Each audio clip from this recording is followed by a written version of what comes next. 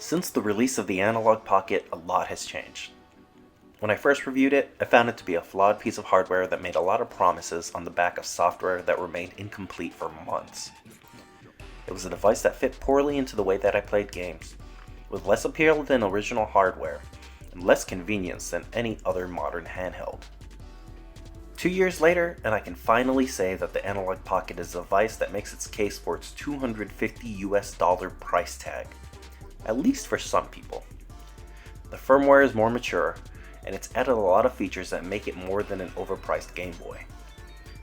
Even my personal situation has changed, allowing me more space to sit down with the Pocket and new gear to make it easier to keep on me.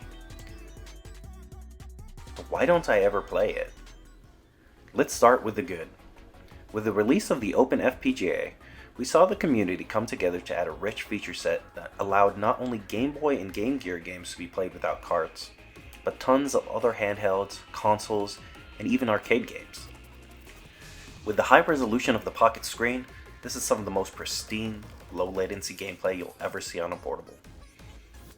Missing features like the ability to load official BIOS or remap your controls have been addressed in their respective cores, and there are even several community updaters that allow you to easily update existing cores, download new ones, and source the necessary files to get them running.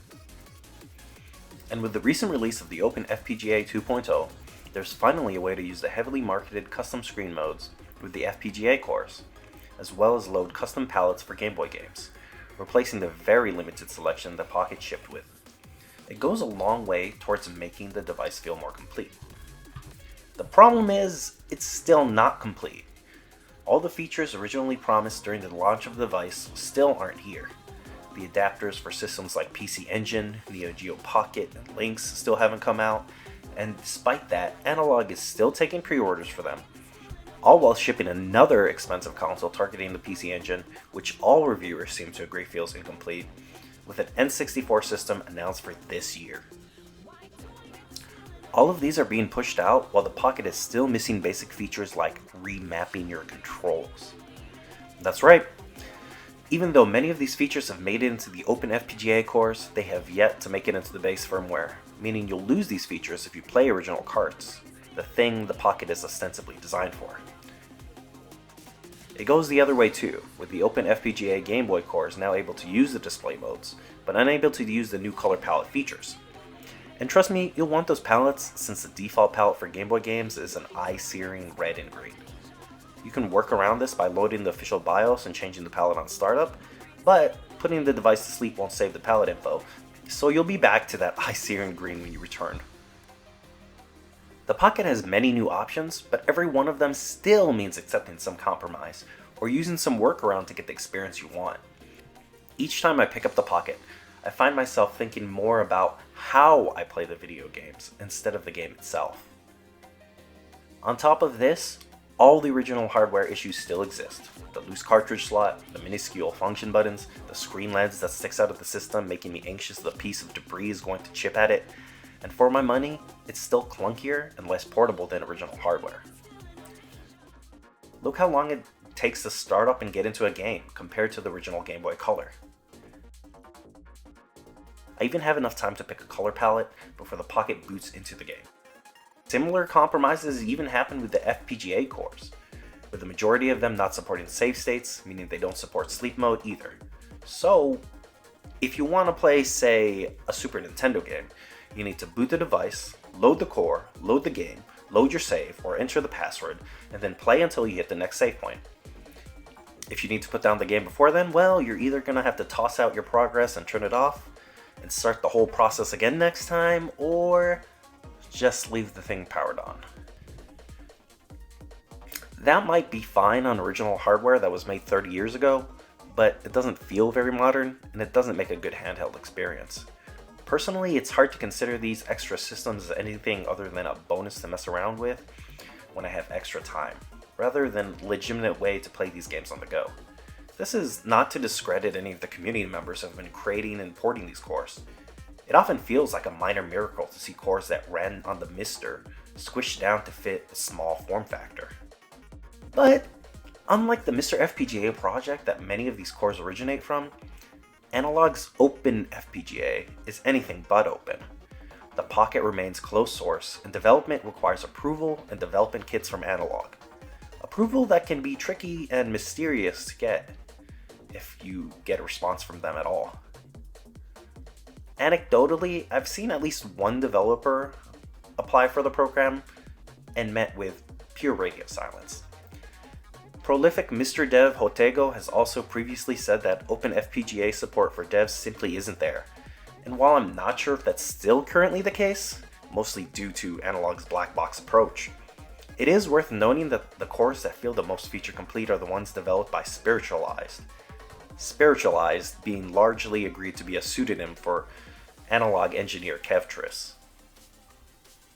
In the same time frame, the Mr. Project had received cores for PlayStation, Saturn, and N64, which was previously thought not to be feasible on the hardware.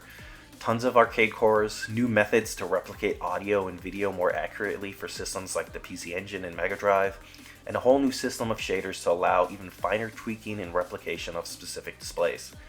I bring it up not because I expect parity between the Mr. and the Pocket, which would be impossible given the Pocket's weaker hardware, but to point out what a community can accomplish with hardware that's actually open and consistently supported. This leads to one of my major problems with the Pocket, and with Analogue in general. A lot of the best features of this device have been entirely due to community work.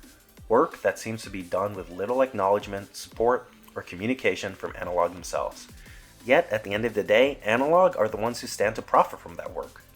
Every new core, new feature, and external tool made for the Pocket ultimately becomes marketing for the device, giving people new reasons to purchase it, with seemingly little work on Analogue's part. Looking purely at the official features, it's an incomplete device with flawed hardware that costs too much. But as a platform for the community, it's grown considerably, entirely to the profit of Analogue, who've made sure to release 60 new limited edition colorways in the last year alone. And thanks to this marketing push, they've become one of the first stops for handheld emulation for a lot of people, despite many better alternatives. That's right, despite Analogue's insistence, this is emulation. There's an appreciable difference between the hardware emulation FPGA devices like the Pocket and the Mr. are doing, and the software emulation of PC and Linux-based devices, but at the end of the day, this isn't original hardware. It's using its own hardware to recreate the architecture of another device. Again, it is appreciably different than a software emulator, but one approach isn't inherently superior to the other, and software emulators are often a first step in developing FPGA cores. Analogue is quick to sell you the idea that their approach is superior to software emulation, but they've yet to prove it.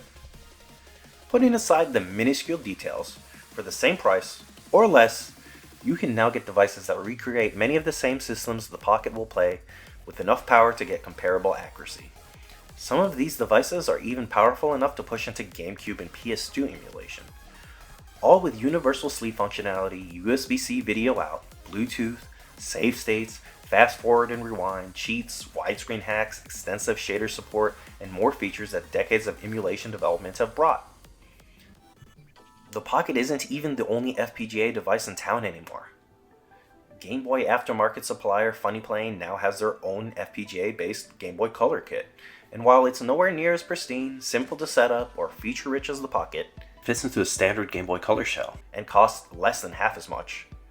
A third depending on how much Analogue charges you for shipping. As I've said in my previous review, if you're already going to accept a compromise, why not accept one that gets you more for less money? Now look, I might come off as a hater, but I've genuinely tried to like the Pocket. I showed up day one for it, pre-ordered it, invested in its potential, and was excited for it after enjoying my experience with Analogue's Super NT and Mega SG. But as I continued to use their products, it became more obvious how consistently flawed their designs are, and how hypocritical their approach is when put up against the claims that they use to sell their devices. To this day, the official, unofficial firmware of the Super NT doesn't support loading all special chip games off an SD card, leaving major titles like Yoshi's Island, Star Fox, or Mario RPG unplayable, unless you pay the premium for a cartridge. The Mega SG doesn't have the ability to load ISOs, and the digital signal makes it incompatible with 32X, meaning you'll have to buy their DAC, which is always out of stock, for 32X games, as well as attached a notoriously fallible Sega CD add-on to play CD games. Don't forget that smelly little plastic spacer that comes with the Mega SG, since the Sega CD won't align properly unless you've got it propped up. Maybe you don't intend to play any of those games, but it's hard to buy the idea that Analogue is preserving games' history when it requires more aging hardware to play a system's catalog. And then there's the small details that feel off, like how the Mega SG has a Model 1 Genesis style headphone jack, but without the volume control slider, forcing you to awkwardly use a controller shortcut to open the menu if you want to make even a small volume adjustment. Every Analogue product seems to have at least one small annoyance like this. Some detail that seems to neglect the actual experience of using the device, and at this point it's a pattern. Analogue puts out a half-baked device, charges you a premium for it, and then stops support before it feels complete. Thanks to community efforts, the Pocket has somehow managed to avoid this fate. It still remains up in the air if official support can make this thing feel less fractured, but the community is doing great work with what they've got. To be honest, 2 years later, and the only thing that keeps my Pocket from being relegated to some desk drawer is my curiosity. Curiosity at what the community is building on this platform, despite Analogue's ability to either support them or get out of their way. I'll probably continue to keep checking in on this thing, picking it up and being amazed at what a new obscure system or exciting arcade game shows up on it, but if I want to actually play the games, I'm picking up a different handheld. Seriously though, Analogue, why the hell can I still not remap my controls? Bro.